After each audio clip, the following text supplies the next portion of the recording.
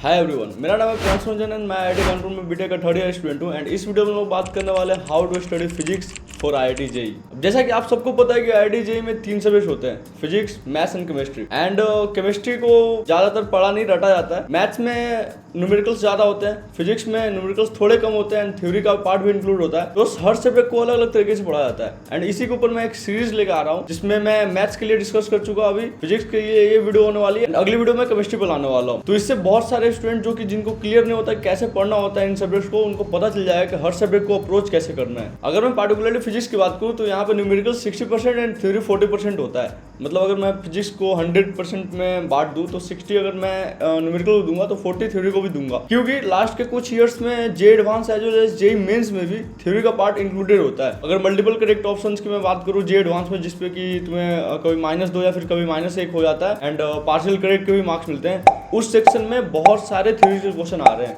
Last few years से। And वो JEE 2024 JEE 2025 में भी एक्सपेक्टेड है यही सेम चीज। इसीलिए how to study physics for IIT JEE का सबसे पहला पॉइंट ये होने वाला है कि theory is going to be very important. अगर कोई ऐसा सब्जेक्ट जिसमें कि थ्योरी 40% आ रहा है तो थ्योरी पढ़ना बहुत ज्यादा इंपॉर्टेंट हो जाता है। कंसेप्ट तुम्हारे क्लियर होने चाहिए। मान लो तुम्हें एक क्वेश्चन दे दिया गया जिसमें कि 4 ऑप्शंस हैं एंड उसमें पार्शियल करेक्ट मार्क करना है तुम्हें, ठीक है। एंड क्वेश्चन का ये है कि कहाँ कहाँ एंगुलर मोमेंटम या फिर लीनियर मोमेंटम कंजर्व हो सकता है। तुम्हें उसमें पता होना चाहिए कि एंगुलर मोमेंटम कब कंजर्व होता है, लीनियर मोमेंटम कब कंजर्व होता है, एंड तभी तुम उस ऑप्शंस को टिक कर पाओगे। ग्रेविटेशन से भी बहुत सारे थ्योरेटिकल पार्ट से क्वेश्चन आ जा रहे हैं। सिमिलरली बहुत सारे चैप्टर्स हैं जहाँ पे मतलब जेईई एडवांस का मैं बात करूँ ना और पार्शियल करेक्ट वाले सेक्शन में, वहाँ पे ना कोई भी ऐसा क्वेश्चन है नहीं जो प्योरली न्यूमेरिकल हो। प्योरली न्यूमेरिकल बेस्ड क्वेश्चन पूछते ही नहीं है। हर क्वेश्चन में वो तुमसे कहीं ना कहीं थ्योरेटिकल पार्ट पूछ ले रहे हैं। तो इसलिए theory is going to be very very important. अगर तुम्हें फिजिक्स बढ़िया से पढ़ना है, फिजिक्स को बढ़िया से इंप्रूव करना है आईआईटी जेईई के लिए, तो तुम्हें थ्योरी पे बहुत ज़्यादा फोकस करना होगा। एंड थ्योरी से मेरा मतलब यही है कि डेरिवेशन वाला पार्ट जो डिराइव करते हैं अपन, ठीक है, लाइक एक प्रॉपर एलिमेंट लेके उसे इंटीग्रेट करके फाइनल फॉर्मूले तक पहुंचते हैं, वो तुम्हें बहुत ज़्यादा अच्छे तरीके से पता होना चाहिए। एंड यहाँ पे पता होने का मतलब ये नहीं बोल रहा हूँ तुम्हें डेरिवेशन रटना है, तुम्हें वो आना चाहिए, तुम्हें वो करना आना चाहिए। बहुत सारे टॉपर्स का अगर तुमने इंटरव्यू देखा होगा फिजिक्स के रिगार्डिंग, तो वो यही बोलते हैं कि भाई डेरिवेशन को बार बार करो, इससे तुम्हारे वो मेंटली लाइक फिट हो जाए वो चीज। जो अपना सेकंड पॉइंट है वो है शॉर्ट नोट्स। ठीक है, फिजिक्स को हर कोई पढ़ सकता है बट फिजिक्स को रिवाइज करना बहुत ज्यादा इंपॉर्टेंट होता है, क्योंकि यहाँ पे बस न्यूमेरिकल वाला पार्ट नहीं होता। ठीक है, मैथ्स में अगर तुमने एक क्वेश्चन करा ना, तुम 10 दिन के बाद भी वो क्वेश्चन कर पाओगे, 2 महीने के बाद भी वो क्वेश्चन कर पाओगे, थोड़ा सा दिमाग में जोड़ दोगे तो। बट फिजिक्स में ऐसा नहीं होता, क्योंकि फिजिक्स में थ्योरी वाला पार्ट इंक्लूड हो जाता है ना। थ्योरी वाला पार्ट थोड़ा ज्यादा होता है फिजिक्स में, 50-50 भी अगर थ्योरी और न्यूमेरिकल को अपन ले ले 60-40 की जगह, तो बहुत ज़्यादा पार्ट है ये। तो इसके लिए तुम्हें शॉर्ट नोट्स बनाने पड़ेंगे। तुम्हारे पास हर चैप्टर के ऊपर शॉर्ट नोट्स होना चाहिए, फॉर्मूले का भी एंड थोड़ा बहुत डेरिवेशन का भी। जो डेरिवेशन बहुत ज़्यादा इंपॉर्टेंट हो जिस चैप्टर का, तो उसके तुम डेरिवेशन भी लगा सकते हो, लिख सकते हो, या फिर क्वेश्चन को अप्रोच करने के जो तरीके होते हैं वो सब तुम लिख सकते हो शॉर्ट नोट्स में। एंड यही शॉर्ट नोट्स तुम्हारे रिवीजन में काम आएगा एंड में। जो अपना थर्ड पार्ट होने वाला है वो होने वाला है कि how to solve hard questions for physics. ठीक है, तो यहाँ पे मैं सिंपल सा एक चीज़ बताने वाला हूँ कि फिजिक्स में जितने भी हार्ड क्वेश्चन होते हैं जो मैं अपने टाइम पे देखा करता था या फिर जो मैंने सॉल्व करा था अपने टाइम पे, फिजिक्स में मेरी लाइक 99.9 परसेंटाइल आई थी जेईई मेंस में। ठीक है, तो मेरे को अच्छे से पता है कि फिजिक्स को कैसे सॉल्व किया जाता है, पार्टिकुलर क्वेश्चंस को। तो फिजिक्स के मैं जब क्वेश्चन सॉल्व करता था तो जितने ज्यादा हार्ड क्वेश्चन होते थे ना, जितने ज्यादा हार्ड क्वेश्चन, तो उतने ज्यादा बेसिक पार्ट पे चले जाओ। अगर बहुत ज्यादा हार्ड क्वेश्चन आ गया ना, उसके प्योरली बेसिक पार्ट पे चले जाओ, एलिमेंट कट करने लग जाओ। मान लो बहुत ज्यादा हार्ड क्वेश्चन आ गया एक एनएलएम का, ठीक है, एक एग्जांपल ले रहा, ठीक है, एनएलएम का एक बहुत ज्यादा हार्ड क्वेश्चन आ गया।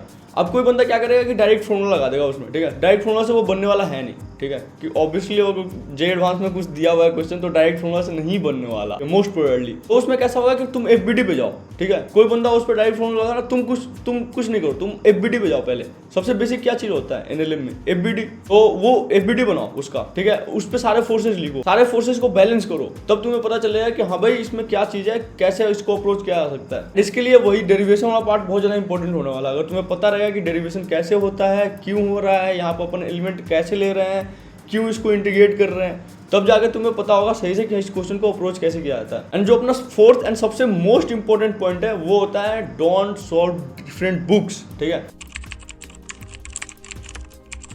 अगर तुम किसी कोचिंग में हो तो कोचिंग मटेरियल को सॉल्व करो।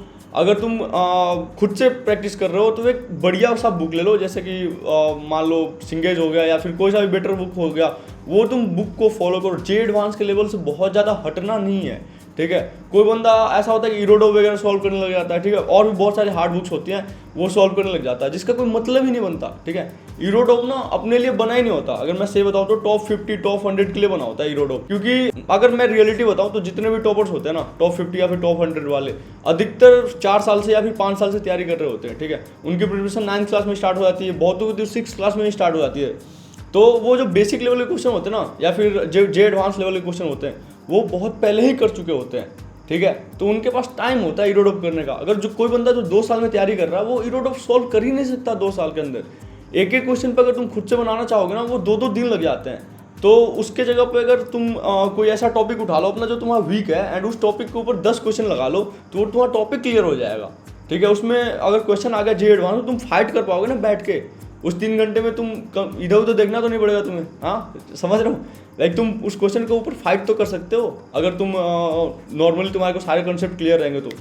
मेरा सजेशन यही है, लाइक बढ़िया बुक सॉल्व करो अगर तुम सॉल्व भी कर रहे हो, एंड खुद से सर्च करो तुम्हारे लिए कौन सी बुक बेटर है जो जे एडवांस को स्टिक करती है, ठीक है। एंड तुम अगर बोलोगे तो मैं इसके ऊपर भी एक वीडियो लेता आऊँगा कि जेई के ऊपर कौन कौन सी बुक्स बेटर हैं, ठीक है। एंड उसका सजेशन मैं तुम्हें दे सकता हूँ। बट मेरा यही सजेशन है कि इरोडो वगैरह बिल्कुल ही सॉल्व नहीं करना, बिल्कुल ही नहीं करना, ठीक है। बहुत लोग मेरे को बोलेंगे यार टॉपर सॉल्व करते हैं, भाई वो टॉपर्स हैं, वो 6 साल से प्रैक्टिस कर रहे हैं, 6 साल से प्रिपरेशन कर रहे हैं। अपने को वो चीज़ नहीं करना, ठीक है। उसमें इतना टाइम वेस्ट होने वाला तुम्हारा कि तुम लाइक सोच भी नहीं सकते, इमेजिन भी नहीं कर सकते, ठीक है।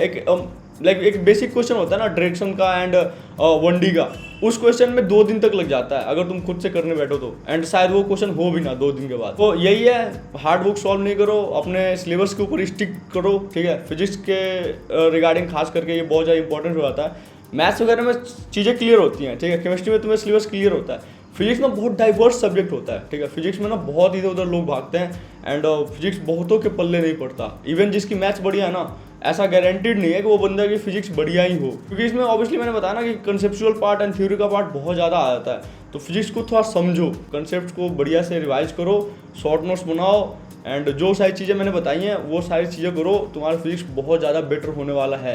मैं खुद गारंटी देता हूँ ये चीज़ का। एंड ये वीडियो काफ़ी छोटा होने वाला है, तो आई होप ये वीडियो तुम्हें बढ़िया लगा होगा। अगर तुम इस चैनल पर नए हो तो ये वीडियो अगर अच्छा लगा हो तो इस वीडियो को लाइक कर देना, एंड चैनल पर नए हो तो सब्सक्राइब भी कर लेना। आगे अगला वीडियो मैं केमिस्ट्री को भी लाने वाला हूँ, एंड जिन लोगों ने नहीं देखा मेरा मैथ्स का वीडियो, तुम यहाँ पे क्लिक करके मैथ्स का वीडियो देख सकते हो। Thank you, thanks for watching.